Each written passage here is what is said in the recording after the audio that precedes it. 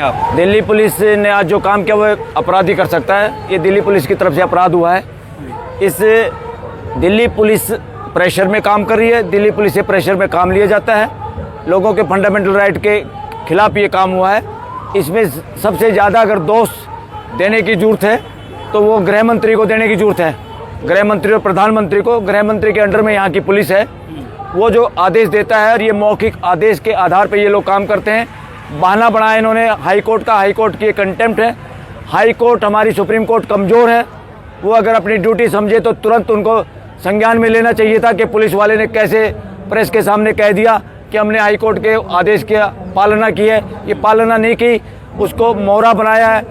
High court के आदेश के कागज़ के बहाने से अपराध किया है। 20 तारीख को जो मार्च है वो हो पाएगा, क्योंकि पहले 20 तारीख को मार्च होगा। और ये मार्च अगर 20 को किसी ने रोकने की कोशिश की, ड्यूटी है पुलिस की, मर्जी नहीं है। ड्यूटी है सरकार की, मर्जी नहीं है। ड्यूटी है गृह मंत्री की। वो इज्जत के साथ चुपचाप जगह निश्चित करे पार्लियामेंट के बाहर, बिल्कुल ऐसे नहीं दूर, और वहां तक इस प्रदर्शन को जाने दिया जाए। ये लोगों का अधिकार है। सबसे बड़ी इंपॉर्टेंट डेमोक्रेसी के ठेकेदार जिनको मानते हैं यूएस को, वह राष्ट्रपति भवन के कति गेट के सामने प्रदर्शन होते हैं। कोई मनाही नहीं हो सकती। तो अगर ये मनाही हो रही है तो देश की हाई कोर्ट और सुप्रीम कोर्ट की कमी की वजह से सुप्रीम कोर्ट, हाई कोर्ट ने भी इस देश को नपुंसक बनाने में कसर नहीं छोड़ी है। जिस तरह से खुल के सामने नहीं आ रही, जिस तरह से उसके आदेशों का दुरुपयोग करके या उसके आदेशों के सहारे सरकार अपनी मनमर्जी चला रही है। भाजपा कह रही है उस दिन सदन चलेगी, देश के मुद्दे पर चर्चा होगी और ऐसे लोग आएंगे, अगर तो वहाँ डिस्टर्बेंस होगा। फिर ऐसे लोग नहीं, जो वहाँ डरपोक, कायर, नपुंसक लोग बैठे हैं उनको भगाने की जरूरत है। ऐसे लोग तो जाने चाहिए जो बोलने के हक में है। देश समझ चुका है। इस वक्त जो एमपी नहीं बोल रहा, समझो कायर है, काबिल नहीं है, देश के लोगों के किसी काम का नहीं। ऐसे सारे मुस्टंडों को फ्यूचर में भगाने की जरूरत है। लेकिन धर्मेंद्र प्रधान कह रहे हैं कि हमने दोबारा से एग्जाम करा दिया, इस्तीफे की मांग क्यों की जा रही है? अरे धर्मेंद्र प्रधान का तो नाम ले रहे। धर्मेंद्र प्रधान तो बेचारा रात को सवेरे की चाय भी प्राइम मिनिस्टर की सलाह के बिना, आदेश के बिना नहीं पी सकता। ये तो सारे एमपी बीजेपी के हैं, एनडीए के। डीपी कार्यकर्ता, इनका अध्यक्ष भी वही डीपी लगाता है जो पीएमओ तय करता है कि आज क्या लगाना है, आज कौन सा मंत्र लगाना है, कौन सा भगवान लगाना है, कौन सा क्या करना है। ये सब नपुंसकता के शिकार हो रहे हैं। ये आरएसएस की लेबोरेटरी ने इनका दिमाग उसी तरह कर दिया जैसे कभी हिटलर ने देश के लोगों का मूर्ख बना दिया था अपने लोगों का। और प्राइम मिनिस्टर महिलाओं को टॉफी बांटते घूम रहा है। ट्वीट हमारे पैसे से चलता है उसका। उसने एक भी ट्वीट नहीं किया। उसको सेहत की चिंता नहीं थी, गृह मंत्री को चिंता नहीं थी। ये राजा है क्या? अब तक यहाँ जाना चाहिए था इन मंत्री संतरियों को। ये जो महल अटारी दे रखी है गुलामी के वक्त के, जो महल इनसे छीनने की जरूरत है, इनको फ्लैटों में रखने की जरूरत है। इनका दिमाग खराब होगा कि हम राजा हैं। ये नॉनसेंस के शिकार हैं। और बात करनी चाहिए थी जिस तरह पर्दे में उठा के ले गए हैं, जैसे अपराधी करता है ऐसे काम। इन्होंने देश को रास्ता दिखा दिया है। इन्होंने बता दिया हम किस चरित्र के लोग हैं। अब देश के लोगों को इसी तरह से कपड़ा ढक के, इस देश के एमपीओं का, सरकार में बैठे हुए लोगों का, उन लोगों का जो देश के साथ खिलवाड़ करें, देश के अधिकारों के साथ खिलवाड़ करें, देश की जनता को मूर्ख, असहाय या कॉकरोच, पैरासाइट समझ रहे हैं, उनका इलाज का रास्ता बताया पुलिस ने कि हमारा इलाज इसी तरह करो, चादर ढको और इलाज करो। लेकिन भारतीय जनता पार्टी के जो अध्यक्ष हैं वो कहते हैं ये तो वायरस है, इनका इलाज भाजपा के कार्यकर्ता करेंगे। कौन है बीजेपी का अध्यक्ष? नितिन नवीन। कौन है वो नितिन नवीन? तो कल का बच्चा कहीं से पकड़ ले। एक इसको कहते हैं, हमारे सुप्रीम कोर्ट में जिक्र है कि इस तरह कैसे किसी की नाकाबिल, नपुंसक आदमी को पकड़ लेते हैं जो रात को दिन कहे, दिन को रात कहे, हाँ में हाँ मिलाए। उसको अकल है क्या? नितिन नवीन को संविधान का अकल है? कुछ नहीं पता इनको। इनको एक ही अकल है, हिंदू मुसलमान की लेबोरेटरी में इनको इस तरह से सिखा के, इस तरह से आतंकवादी बना के भेजती है आरएसएस। उस तरह के लोग हैं। लेकिन ये क्या डराने का प्रयास है? डराने का नहीं, अपराध है, देश के प्रति अपराध है। देश को खड़े हो जाना चाहिए। पूरे देश को इस आंदोलन में शामिल होके उन सभी एमपीओं का जो देश की आवाज़ नहीं सुन रहे, जो एमपी नरेंद्र मोदी का कान नहीं पकड़ रहे, उसको ये नहीं कह रहे कि इस्तीफा मांग वरना तेरे को हम गद्दी से हटा देंगे।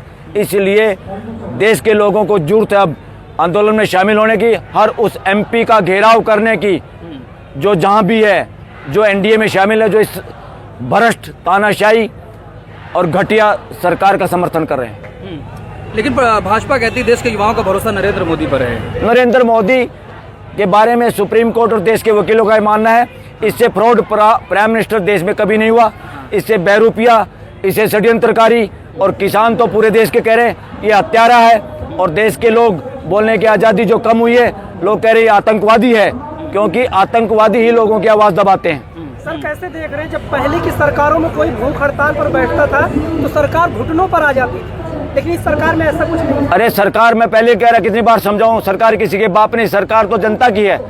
जनता चुप रहती है, जनता जब निजी लालच में घुस जाती है तो इस तरह के लोग अपने घर की बपौती समझ लेते हैं सरकार को। सरकार तो जनता की है, जनता किसी पार्टी की नहीं, किसी मिनिस्टर की नहीं, किसी एमपी की नहीं, किसी नरेंद्र मोदी की नहीं, किसी राहुल गांधी की नहीं, किसी मायावती की नहीं, किसी यादव की नहीं, XYZ की नहीं, किसी की नहीं। सरकार संविधान में सिर्फ और सिर्फ जनता की सरकार है, भारत की सरकार, राज्यों की सरकार, बस। इसलिए देश के लोगों को जब ये लगे कि सरकार में बैठे हुए लोग काम नहीं कर रहे तो उनको बदलना चाहिए, उनका घेराव करना चाहिए, और समय से पहले भी उनको बदला जा सकता है। जरूरी नहीं 5 साल कार्यकाल पूरा करें, गुंडे 5 साल कार्यकाल पूरा नहीं कर सकते। अगर देश में गुंडे कब्जा कर लें डेमोक्रेसी पे तो उनको भगाना जरूरी है। क्या सर जो 20 मार्च को ये रैली होने वाली है, संसद मार्च होने वाला है, इससे सरकार डर गई है? डर रही है क्योंकि काम नहीं करे, चोर है ना।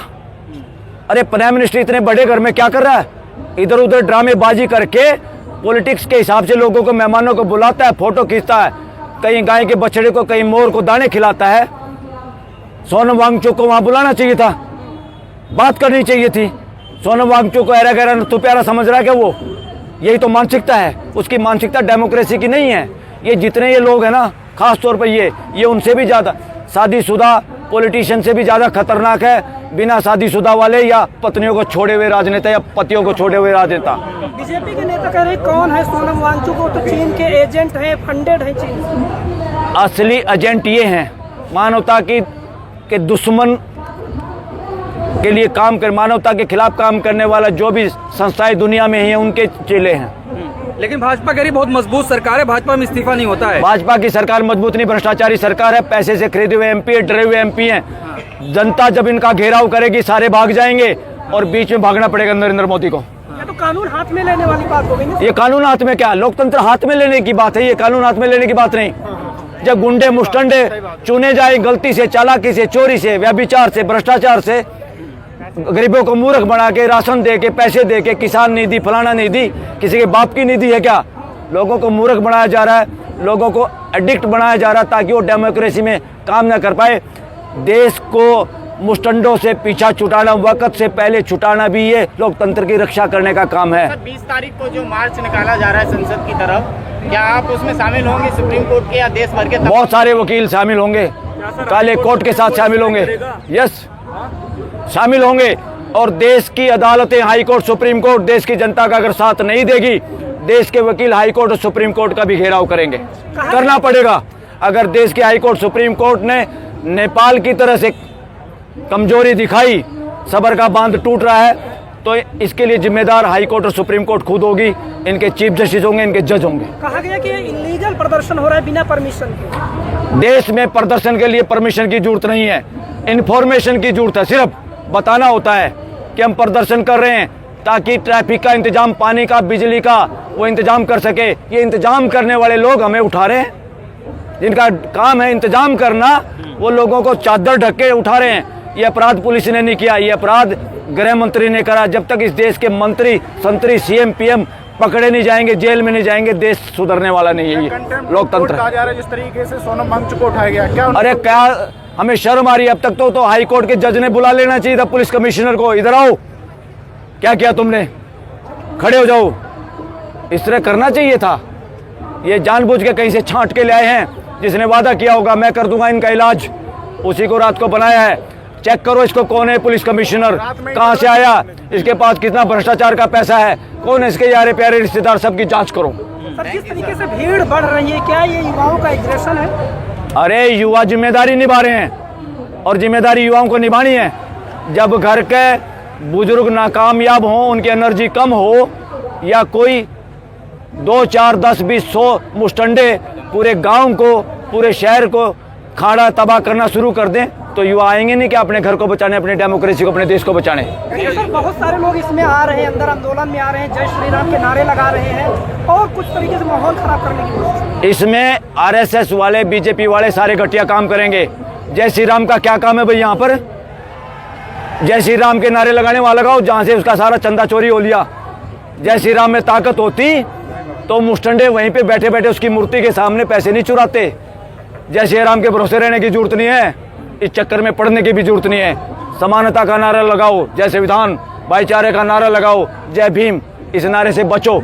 ये राजशाही का नारा है, ये निरंकुशता का नारा है, ये राजघरानों का नारा है, ये वर्णवाद का नारा है, इससे बचो। भाजपा कह रही है जो लोग यहाँ पर आ रहे हैं देश तोड़ने की बात करें, टुकड़े टुकड़े गैंग के लोग हैं ये। अरे ये टुकड़े टुकड़े गैंग तो वो बैठे, कोई प्रधानमंत्री बने बैठा है, कोई गृह मंत्री बैठा है, जिन्होंने देश को तोड़ के तो वहां तक पहुंचे हैं। हिंदू मुसलमान अब तक ये लोग सलाखों में होने चाहिए थे, अंदर सुधार गृह में, ताकि इनकी बुद्धि जितनी भ्रष्ट हुई है आरएसएस के संपर्क में आगे वो ठीक हो जाती और अच्छा जीवन जी लेते। लेकिन सर, देश की मेन स्ट्रीम मीडिया स्पेस नहीं दे रही है। कौन सी मेन मीडिया है? अरे देश की मेन मीडिया ये सोशल मीडिया है, जो इनको चुभ रहा है, इसके लिए बंद करना चाहते हैं। सुप्रीम कोर्ट ने भी अभी एक आदेश जारी किया है कि वकील बोलते हैं, फलाना बोलता है, लोग सोशल मीडिया पे बोलते हैं, अरे तुम्हारे